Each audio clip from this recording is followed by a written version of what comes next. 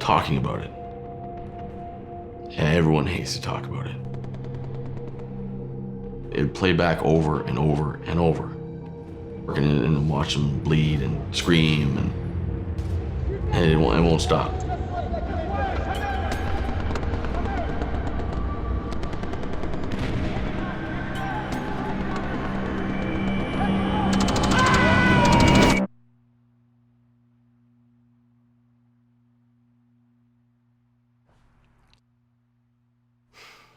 October 5th, 2010.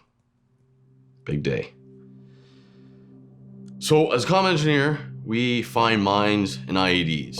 I was primarily in the Panjwai district in Afghanistan, and we're going there to clear an area. And then as we're clearing, we found one. Vinny found it. I took over, found a hit in the same spot, prodded it. We had the search dog with us. It kept going back and sitting on the spot. Nothing was there. So we pushed past it, went down the road, everything looked good.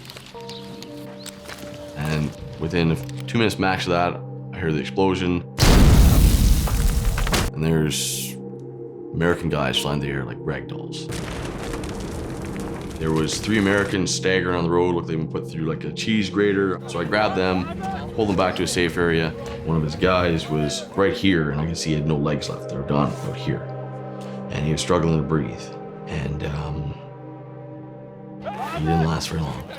The other guys took some rebar through the lungs. Apparently, I never really saw him. I got lost in the chaos. The individual I was working with was Bob, so Sergeant Robert Butler.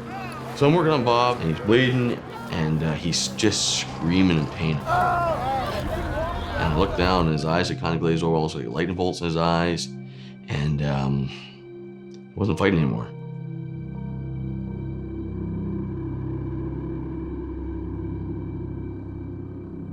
And then I came home, and my parents had noticed it changed me. A lot of people noticed it changed me.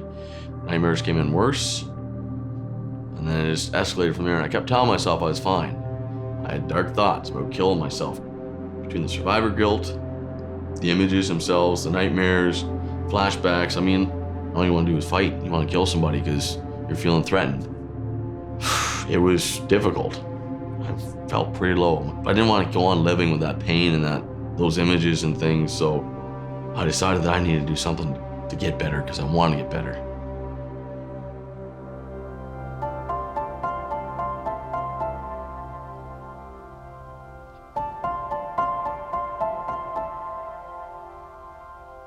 I couldn't believe that I was, broken, that I was messed up.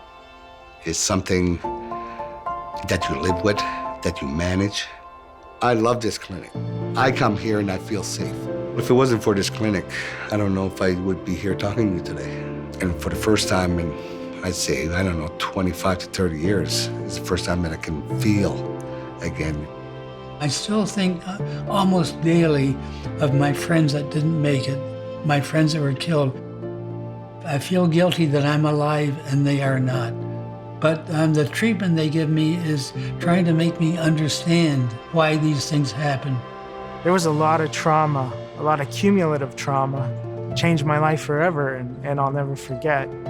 I think there can be life after PTSD. They got me through some very difficult times. We were soldiers, and we were supposed to be pretty tough, so you suck it up, you go, and you just do your job. I lived the symptoms. I lived the panic, I lived the depression, all that. So it was a struggle. Everybody at the Operational Stress Injury Clinic at Parkwood has been amazing. To be able to live, to be able to be happy, I wouldn't be alive today if they hadn't have been there. It's that simple. I don't have the nightmares anymore. The moments aren't so negative. It's not doom and gloom all the time.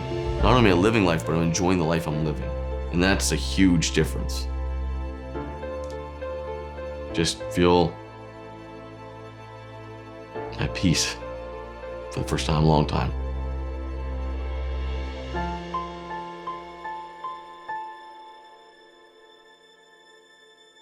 Thank you from the bottom of my heart.